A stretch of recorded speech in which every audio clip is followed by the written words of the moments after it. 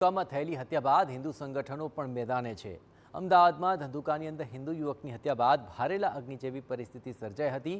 રોષે ભરાયેલા ટોળાએ રસ્તા પર ઉતરી આવીને ભારે તોડફોડ કરી। હવે સમગ્ર રાજ્યમાં આ બાબતે વિરોધ થઈ રહ્યો છે। ત્યારે ધંધુકામાં ધર્મેશ ભરવાડની હત્યા મામલે આંતરરાષ્ટ્રીય હિન્દુ પરિષદ અને રાષ્ટ્રીય બજરંગ દળે વિરોધ વ્યક્ત કર્યો અને કલેક્ટરને આવેદનપત્ર આપી આરોપીઓને કડકમાં કડક સજા થાય, તેમના ગેરકાયદે બાંધકામો પર બુલડોઝર ફરે તેવી માંગ કરી।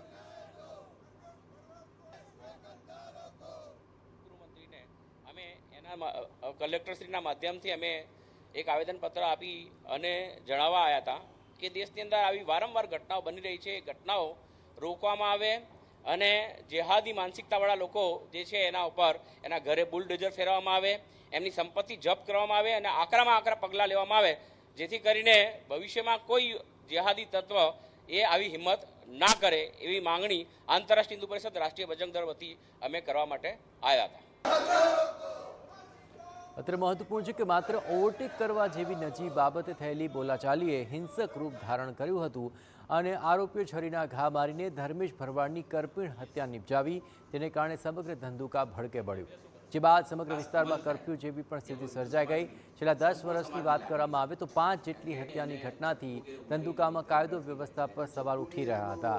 જ્યાં એક તરફ કિશન ભરવાડના કેસમાં યોગ્ય ન્યાય નથી મળ્યો, ત્યાં વિધર્મી શખ્સોએ ભરવાડ યુવકનું ઢીમ ઢાળી દેતા રોષ ભભૂકી ઉઠ્યો। સમગ્ર મામલે પોલીસે હવે સઘન કાર્યવાહી હાથ ધરી છે।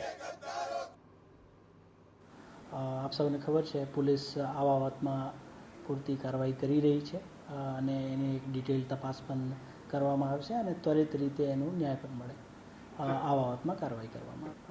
જે ગેરકાયદેસર બાંધકામની આ વાત કરો છો, નગરપાલિકા વિસ્તાર હોય કે તો નગરપાલિકા વિસ્તારમાંથી જે ચીફ ઓફિસરના રિપોર્ટ લઈને જે એમાં કોઈ ગેરકાયદેસર પ્રવૃત્તિ હોય તો આપણે એમાં 100% કાયદેસરની કાર્યવાહી કરશું।